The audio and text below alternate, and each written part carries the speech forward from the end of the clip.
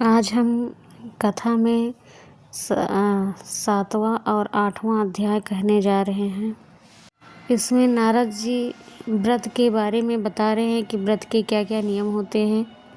मांस और मदिरा तो बिल्कुल भी नहीं खाना है। प्याज लहसुन का त्याग करना है। उड़द, राई, खटाई, नशीली वस्तुओं का त्याग करना चाहिए। दूसरों का अन्न ग्रहण नहीं करना चाहिए। कोई भी तीर्थ यात्रा के बिना कोई यात्रा ना करें। अगर तीर्थ पे जाना हो तभी यात्रा करें। देवता, वेद, गाय, ब्राह्मण, नारी और राजा गुरुजनों की निंदा भी नहीं करनी चाहिए। जूठा भोजन, बासी भोजन, इन सब का त्याग करना चाहिए। कोई भी, चाहे वो पान हो, चाहे गुटखा हो, चाहे नशीली चीज़ें, उसे त्याग करना चाहिए। निंदा नहीं करना चाहिए। हमेशा भगवत गुणगान करते रहना चाहिए। कार्तिक महीने में किए जाने वाले व्रत सभी व्रतों में श्रेष्ठ हैं। जितना आपको पुण्य फल मिलता है सभी व्रतों के महीनों में, उससे 1000 गुना फल कार्तिक महीनों में किया गया व्रत का मिलता है।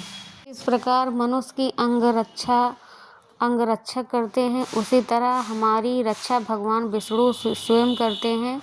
जो लोग कार्तिक मास में व्रत यज्ञ पूजन करते हैं, व्रती मनुष्य जहाँ रहता है तहाँ उसकी यश कीर्ति फैलती है, उसे सम्मान मिलता है, उसकी पूजा होती है।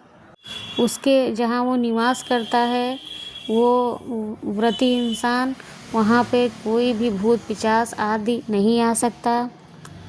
विधि पूर्वक कार्तिक मास में व्रत करने वालों की महिमा का बखान ब्रह्मा जी भी नहीं कर पाते। यह व्रत सभी पापों को नष्ट करने वाले, पूर्व जन्म में जो हमने पाप किए होते हैं, पुत्र पौत्रकों की उन्नति के लिए होता है। धन धान्य की वृद्धि प्रदान करने वाला होता है। इसीलिए नारद जी कहते हैं, हे राजन, कार्तिक व्रत सभी लोगों को अवश्य करना चाहिए। जो हमारे पाप कर्मों को और पूर्व जन्म के पापों को नष्ट करते हैं, क्षय करते हैं और हमें वैकुंठ की प्राप्ति कराते हैं। अब ये हमारा आज ये 7वां अध्याय समाप्त हुआ। अब 8वें अध्याय की तरफ बढ़ते हैं। अब इस अध्याय में आपको व्रत के उद्यापन के बारे में बताया जाएगा। नारद जी अब कहते हैं, हे राजन, मैं आपको उद्यापन के बारे में बताता हूँ, जो सभी पापों को नष्ट करने वाला होता है।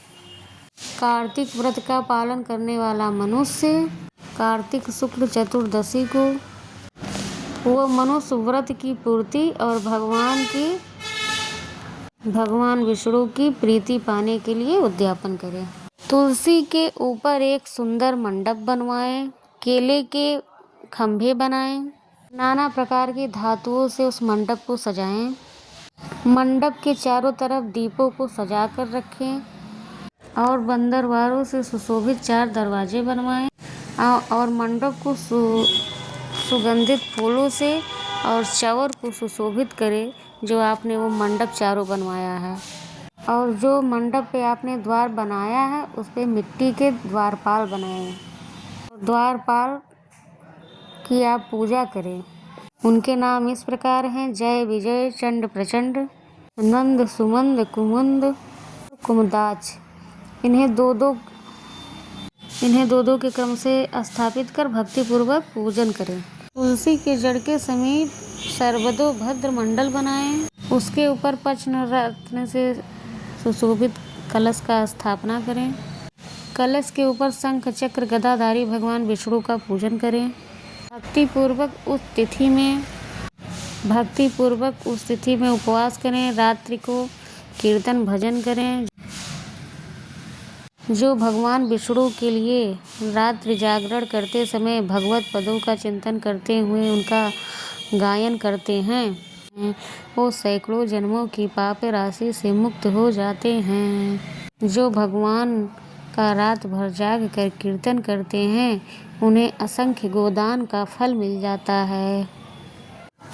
जो भगवान के सामने भक्ति पूर्वक नृत्य और उनका गान करते हुए भक्ति में समाहित रहते हैं, उनके सैकड़ों जन्मों के पूर्वांतर जन्म जन्मांतर के पाप नष्ट हो जाते हैं। रात्रि जागरण करने के बाद भगवान का कीर्तन भजन नृत्य गायन करने के बाद प्रातःकालीन पूर्णमासी के दिन आपको एक ब्राह्मण देवता को निमंत्रित करें जो अग्नि को प्रज्वलित करके अब भगवान के नाम से तिल और खीर की आहुति दे।